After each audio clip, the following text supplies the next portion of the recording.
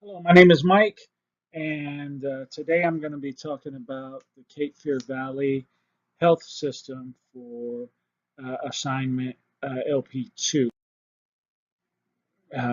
As the instructions have outlined, I'm giving a brief history of Cape Fear Valley.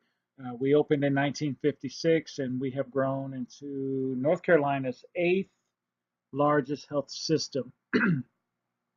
It is a robust medical center, and we specialize in cardiac care, cancer treatment, and surgical services, such as we have a 13 room operating room in the main OR. We have 5 operating rooms in our short stay. We have 4 operating rooms in our labor and delivery deck, and we have 2 operating rooms in our cardiac surgery center. Um, as well, we have neuroscience, pediatrics, rehabilitation, orthopedics, and more. So it's a really robust medical center that we have here. We have a full service family birth center, as well as a level 3 neonatal intensive care unit, which is also known as a NICU. Um, Our doctors proudly serve a 6 county region of southeastern North Carolina, which includes Fayetteville, which is on the outskirts of Fort Bragg. And for those who are not familiar with Fort Bragg, we are the president's 911 call. If the president of the United States dials 911, Fort Bragg picks up. So we have over 220,000 soldiers here stationed on this military base. So on the outskirts of that, we have Hope Mills, Rayford, Lumberton, which is home of the Lumbee Indians, Elizabethtown, Clinton, Lillington, Dunn, and beyond. So a very diverse group of people and a very large area that Cape Fear Valley Medical Center covers. Our centers include Cape Fear Valley Medical Center. We also own Highsmith Rainey Specialty Hospital that does a lot of plastic surgeries and things like that. We have a huge rehabilitation center, mainly because of the soldiers who were in the military. Um, the soldiers in the military who have been hurt, injured, jumping out of airplanes, such as myself. We do have a behavioral health center. We do have a degree of some people who are substance abuse abusers. And then we have a large dynamic of PTSD type personnel. Pause.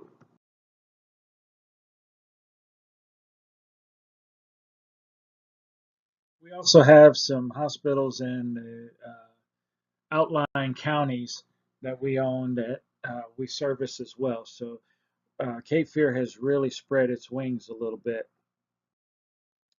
Our competition includes Duke University Hospital. We also have UNC Chapel Hill, Wake Med, and the closest hospital to us, which is about 5 miles away from our location, is the Womack Army Medical Center. And then maybe 10 miles away from us, we do have the Veterans Medical Center, the VA hospital, which is getting a whole lot of flack because of their lack of seeing patients. We do have issues here with the VA as well. So what we're looking at is how the unemployment rate impacts hiring. And we look at one of the competitive advantages of uh, Cape Fear Valley versus other hospitals. As you can see here in the chart, we're looking at in 2010, the unemployment rate in this area was just right at 10%. And here at 2016, we are just under 4%, right about 4.8. But here for us, our facility currently, we employ 7,000 employees, and we are looking at increasing by the end of this year to be at 10,000. So we're working really hard on that, and it's turning into a little bit of an issue So I'm glad that we have this opportunity to reach out and discuss some things to help the recruitment effort. Our applications are, they decreased. The cost per application increased. Time to fill those positions increases. Turnover, we do have a high turnover rate uh, here at Cape Fear because of the military community of everybody deploying and PCSing, which is permanent change of station. So we have a very high nurse census shortage.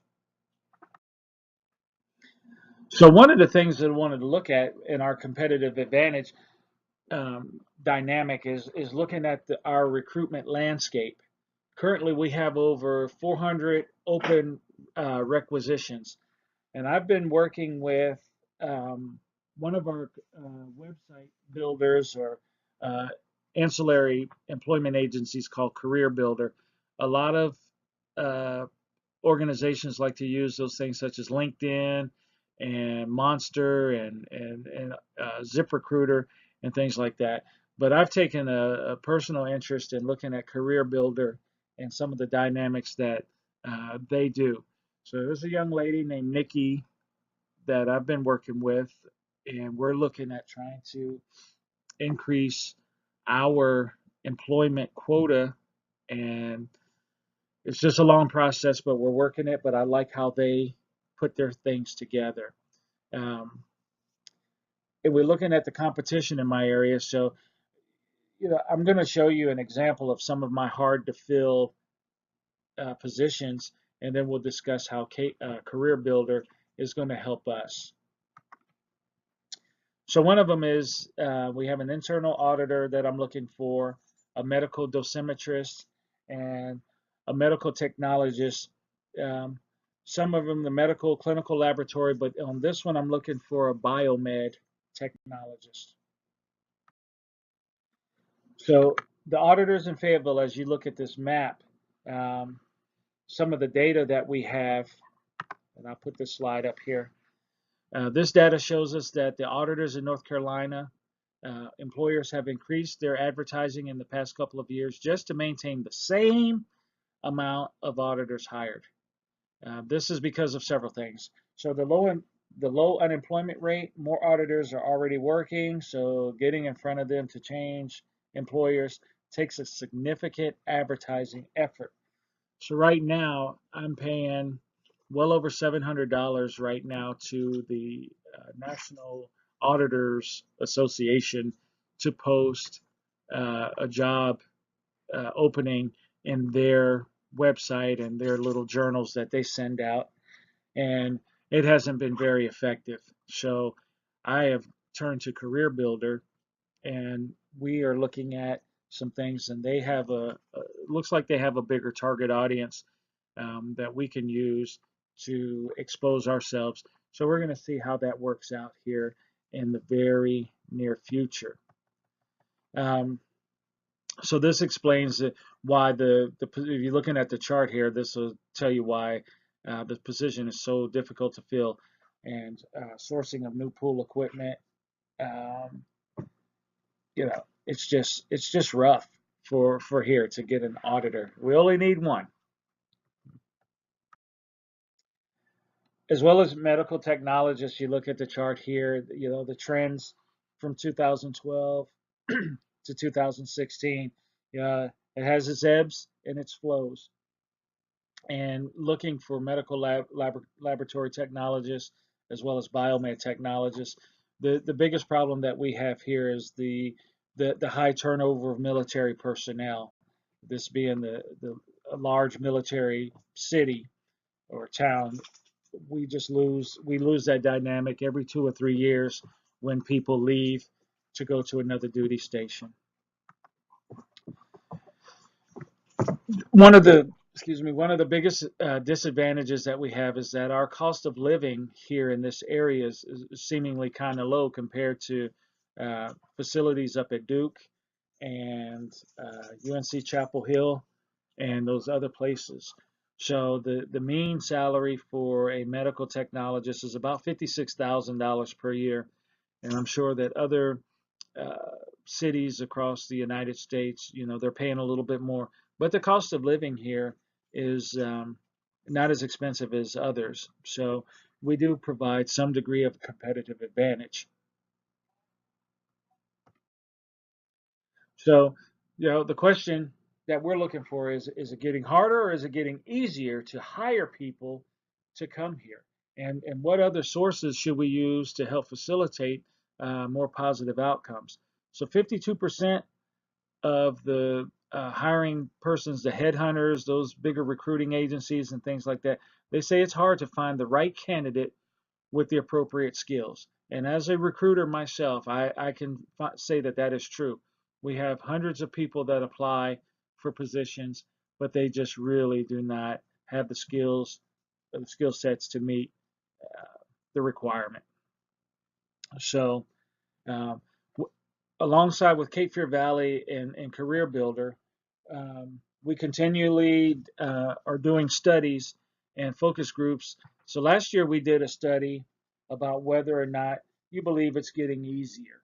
So like I said, 52% said it's hard to fill the right talent, but also 72 said that technology like what you're seeing with Career Builder, LinkedIn, and things of the nature um, is making it easier to get your jobs posted out there, and combining those things, like I said, the tools, everything is interfaced into one location, so you get a bigger bang for your buck.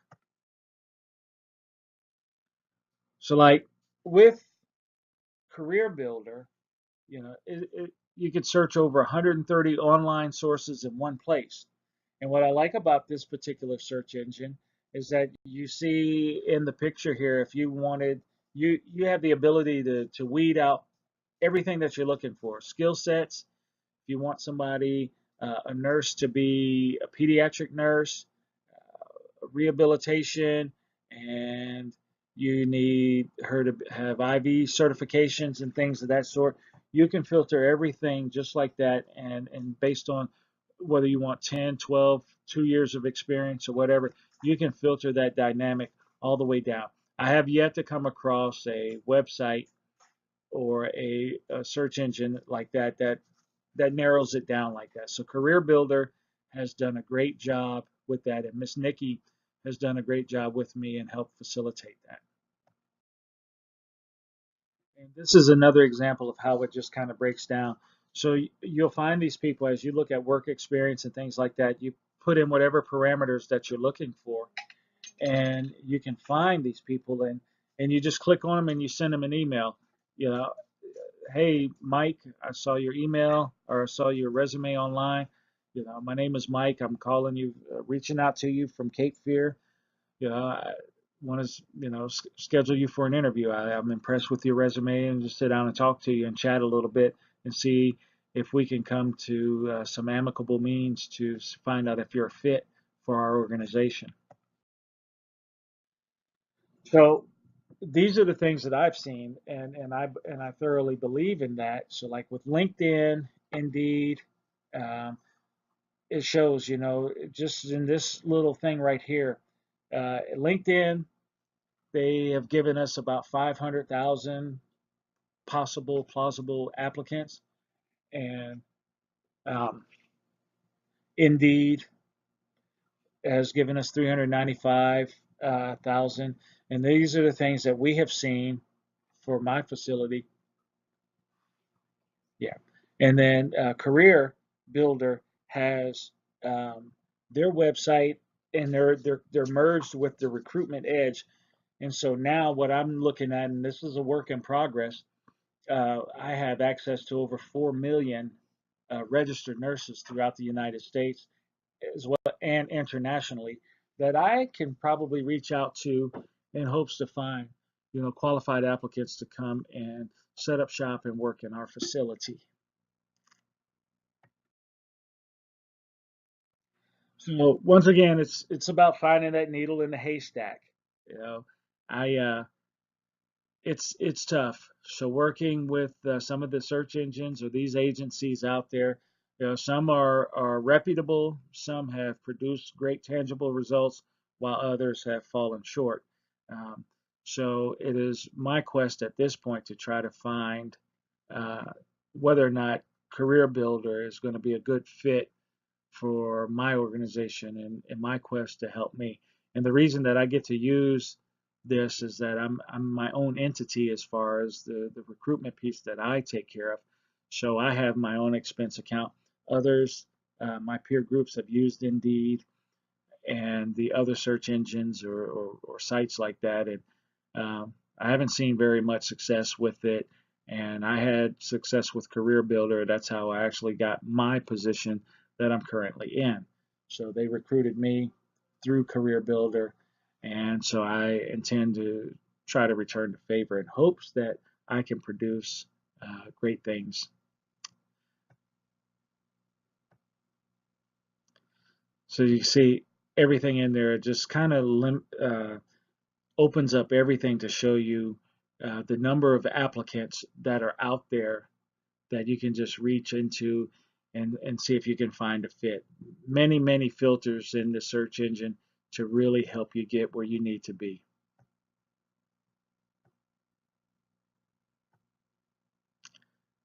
So all the different types of filters that you can use. So this concludes my presentation. If you should have any questions, please feel free to give me a call, and I will be more than happy to answer any questions for you. At this time, I will sign off. Thank you very much.